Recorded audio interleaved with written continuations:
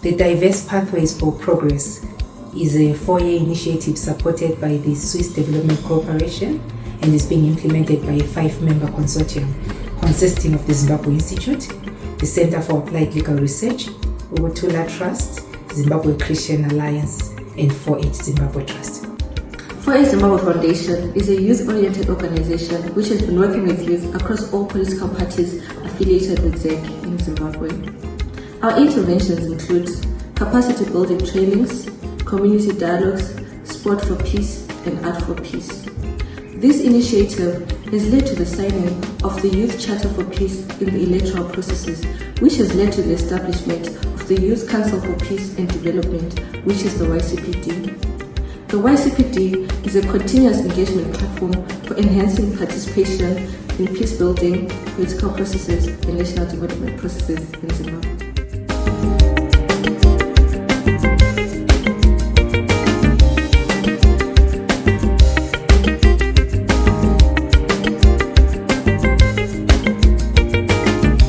Task Force on the alignment of legislation to the Constitution has made huge strides in aligning the Electoral Act to the Constitution, with the stakeholders meeting in Mutare to finalize on the process. The alignment that we are doing is for the Electoral Act.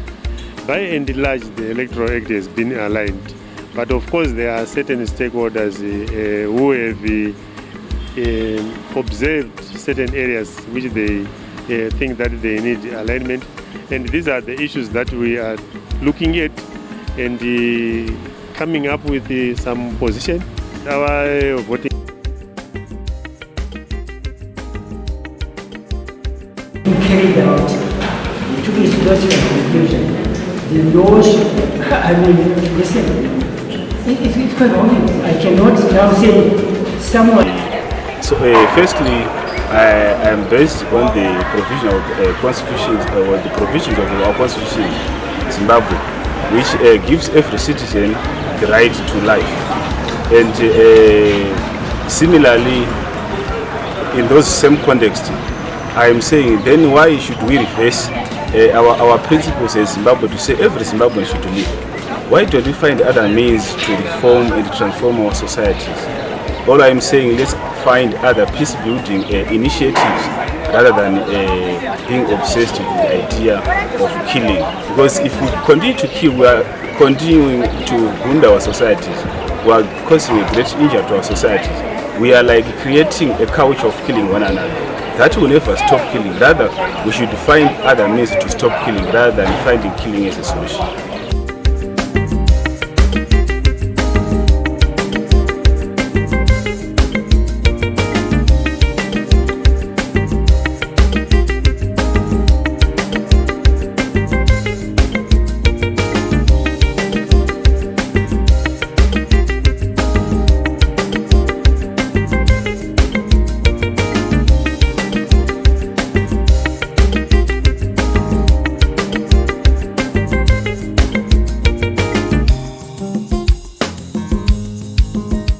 The role of Ubutula Trust in this consortium will be to work primarily with traditional leaders.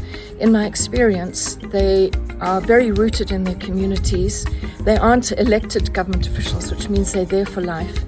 And they really seem to have the interests of the most ordinary people in Zimbabwe at heart.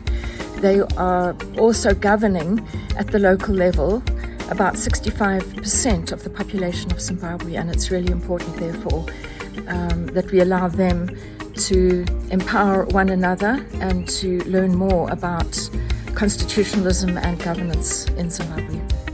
Zimbabwe Christian Alliance is a national network of church leaders and faith communities that are working on issues of social justice, advocacy, and as well as building peace at a local level. So we have about 43 local peace committees throughout the whole country and hubs of church leaders that work on these issues. So we established specifically to be able to cut across and work with both churches, with civic society, as well as with local leaders, including traditional leaders.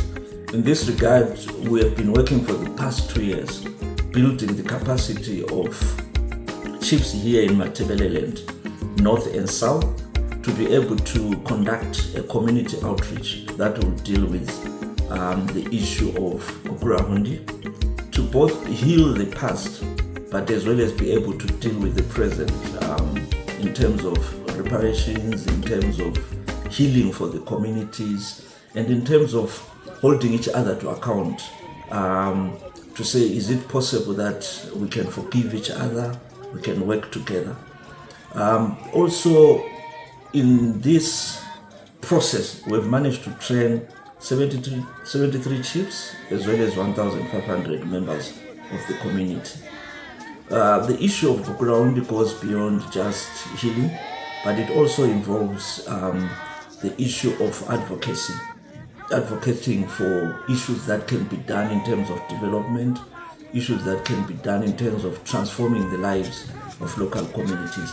And this is the work that Krishna Alliance has been doing, strengthening the communities in terms of demand for accountability, but also being able to work together with local leaders to solve their local problems. We have also worked a lot in strengthening civic society work across different sectors, and we're excited about this new initiative that will help us to strengthen that aspect. The Zimbabwe Institute is a policy think tank that works across the different levels of society, across political parties, across multiple divisions that exist within communities. We work with the political parties to promote inter-party dialogue and consensus building in efforts to find solutions to national challenges.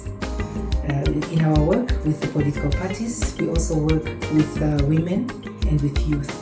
Promoting women's political participation is very key to Zimbabwe Institute, and this has seen us working with the Parliament of Zimbabwe and launching the He for She campaign. Youth political participation is also a central part of our work, and this has seen us partner with the Zimbabwe Youth Parliamentary Caucus in efforts to capacitate the caucus so that they can reach out to more young people and fulfill their mandate.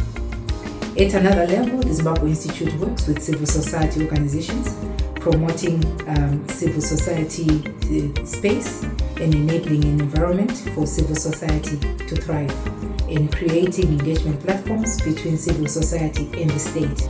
The Zimbabwe Institute works to promote peace and social cohesion and dialogue amongst political parties. This has seen the Zimbabwe Institute foster a peace pledge amongst political parties. Before the 2023 elections, the political parties came together and signed a peace pledge.